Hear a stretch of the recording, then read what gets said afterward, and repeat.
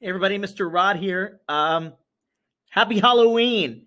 Today we're not going to do an Improv Friday, but today I'm going to be doing a video lesson of how to do some really cool special effects makeup. So let's get started. Okay, so I am using a special effects kit from Ben Nye. This is one of my favorite kits. It is called a 3D effects kit, and it looks kind of like this.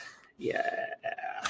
All right, so it's got a couple things that I'm going to use today and some tools that I'm going to use. I'm going to be using some sponge wedges. I'm going to be using some stippling brushes. Let's get that a little clearer there. Probably be using a brush right here. You can see a brand new brush. Will not be using this this eyebrow pencil. It's got spirit gum, which we will talk about in just a minute, which I will be using. And we got some stage blood, which is fun. We'll be using some of that today.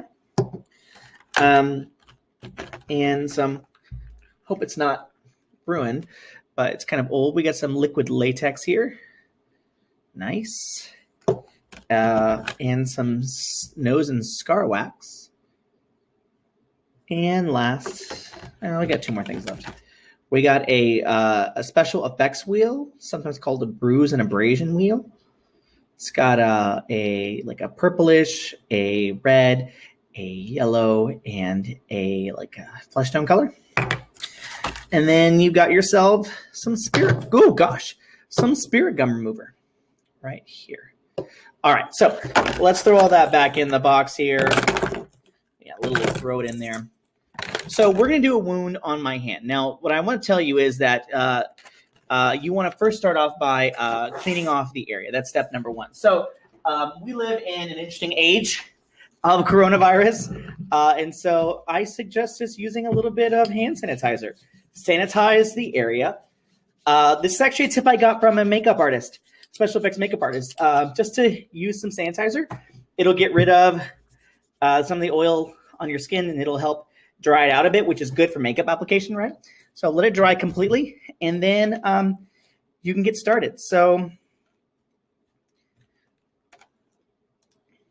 all right, so let's get started. So the first thing you want to do is you want to take your nose and scar wax. You want to get nose and scar wax that is very close to your skin tone color. Mine is a little darker than this, but we're just going to use this for demonstration purposes. I don't suggest using this as a tool. This was the only thing I had around, but coronavirus time, you pick what you can. So you're going to scoop out a little bit. Now, a little bit of this goes a very long way, okay? A little bit of this nose and scar wax goes a very long way. So you can see I got a little bit here. And I'm going to take it and I'm going to mold it a little bit with my hands, get a little pliable, okay? Get a little warmed up a bit. Great. Don't want to do too much of it because it'll get stuck to your fingers. So next thing I'm going to do is I'm going to go ahead and put it into a Tootsie Roll. Okay, I like to say the Tootsie Roll or like a log.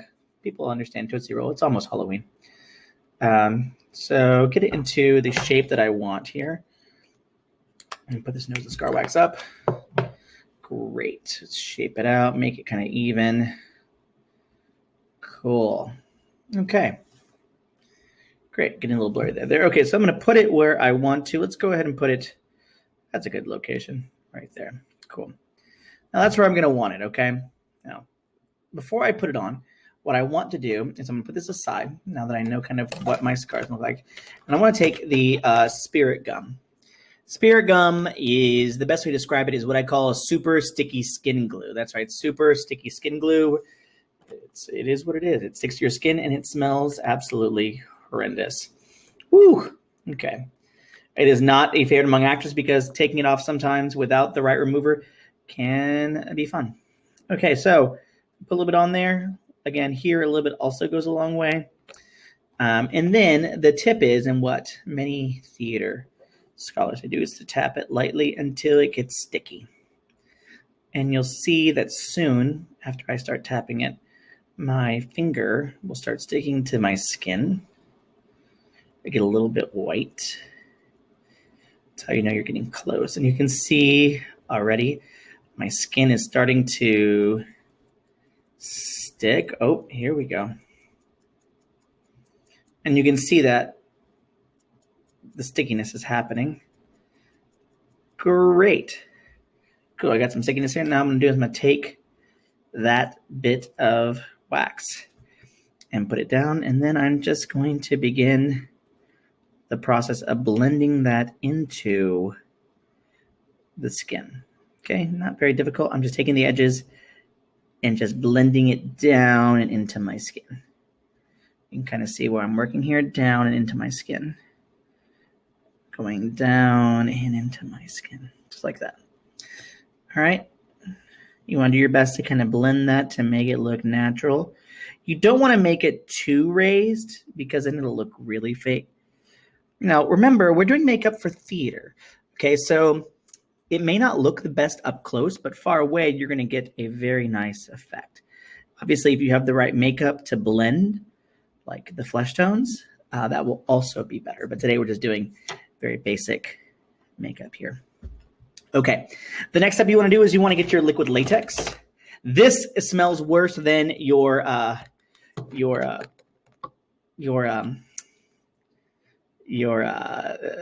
spirit gum. Oh, it smells like a bad baby diaper. So what you want to do is just go around the edges here and just kind of seal it in. That's what I'm doing. Just going around the edges and just sealing it in. Again, remember that like eventually you are going to paint over this with a flesh tone foundation. Okay, to get that. So that's going to be set in just a minute. Cool. Now, the next thing you want to do is you want to take a, I like to use like a staple or a paper clip. I don't really have anything like that. Oh, wait, this may work. Hold on one second. Let me grab. So like usually when I do makeup, I'll just kind of grab what I can, but I think this will be good. This is a pencil with a lead tip right there. I'm gonna use that to help. So when we do scar cuts, we do cuts in general. What you want to know is that cuts you typically don't go straight across, right? They have a little bit of edges to them when the skin breaks. So I'm just gonna kind of go through a bit and just kind of give it a little bit of shape and form. Okay. Cool. And I'm gonna kind of open it up just a bit, just to give it some more character here. Cool. Okay. So we've got the beginnings of a wound here. Obviously, this is drying, okay, and then this will be gone over with. But you can see it's kind of drying clear, which is kind of what we want. And then we'll go over it again with some foundation. All right, the next step that I want to do is I really need to let this dry some more. But let's talk about the wound, okay? So this is a tip that I picked up, an expert tip that I picked up from a makeup designer, special effects makeup designer, is to, first thing when you get the wound is to consider the point of impact and go backwards. So we're gonna take out the wound and abrasion wheel, or in this case is called the special effects wheel. And I'm going to start with a little bit of the red. So I'm just gonna go in with my brush and I'm gonna pick up some red color. And then what I'm going to do is I'm going to go into the actual wound and start painting it. And what you'll notice is as I start painting it, it really starts to come alive. Okay, and it starts kind of looking realistic-ish. Okay, you can kind of see that already. I'm just going to go in real quick. Go into right where I made the cut. You want to go in, make sure to go around a little bit. And if you miss a little bit, it's going to be all right. Blend it later. But you do want to make sure that you get into the wound and paint it red. Get the tops of it a little bit. That looks great. You can kind of see already it's getting some realistic looks there, right? This guy is still drying a little bit, but we can probably do our business like this. Okay, cool. So we're going to put that down for just a minute, and then we're going to pick up a lovely sponge wedge, foam wedge. Sorry, I just lost train of thought. Just get a foam wedge. And what you're going to do next is you're going to take your colors, and you're going to start from red. Now, this one isn't built like most, but typically you go from one color and you go around. But we're going to start with, like I said, the point of the mix. So let's go ahead and get some red in there. Okay, I'm going to get a little bit of red on my brush, on my sponge. And then we're going to go around the wound. We're just going all the way around the wound here. Cool. And again, don't worry about like being perfect. Okay, it's gonna work, I promise you. So we just go around with a very basic red. I've done a lot of these and they're never perfect, but they always look pretty good. Okay, so go around there. Now if it squishes down a little bit, it's gonna be all right. We're gonna make it okay. In fact, let's go ahead and fix that here. You can kind of see it's closing at the very top here. So let's go ahead and just open that up a little more. There we go. Hello, friend. Okay, cool. So we got a little bit of red in there. The next thing I want to do is I want to get a little bit of this dark black purplish color. Now, a little bit of the purple goes a very long way, so don't overdo it. Just kind of go around very lightly, very gently. Now, if you make some weird lines, don't worry, we'll blend it all later. Okay? It doesn't look like anything special just yet, okay? Really, it starts looking good when you add the yellow. The yellow is like kind of infection color, kind of gross, clinical. Same thing, you're going all the way around. You're not going in the wound. You're just going around, okay? It doesn't look pretty just yet. It looks kind of weird, all right? Don't stress about it. All right, and the last thing I'm gonna do is I'm gonna go over it again with some more red, okay? I'm just gonna go over it all over again with just some more red. Kind of go red around the perimeter here. Okay. And then I'm just going to start blending it. And I'm going to blend with my finger. You can use like a blender ball or anything that you have to blend.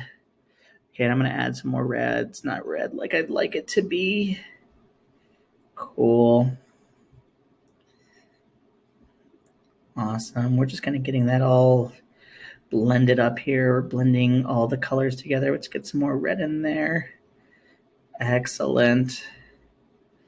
Again, it's just kind of a trial and error, okay? So like, you know, it may start to get a little too reddish, right? In that case, you know, kind of go ahead and dull it down. Add some more yellow to it, you know, kind of blend all that together, right? Give that some more life. Let's kind of play around with the color till you're happy with it. Okay, I'm getting there. I'm getting there. A little more black, purplish, right? Make a bruise look. Get that bruising going.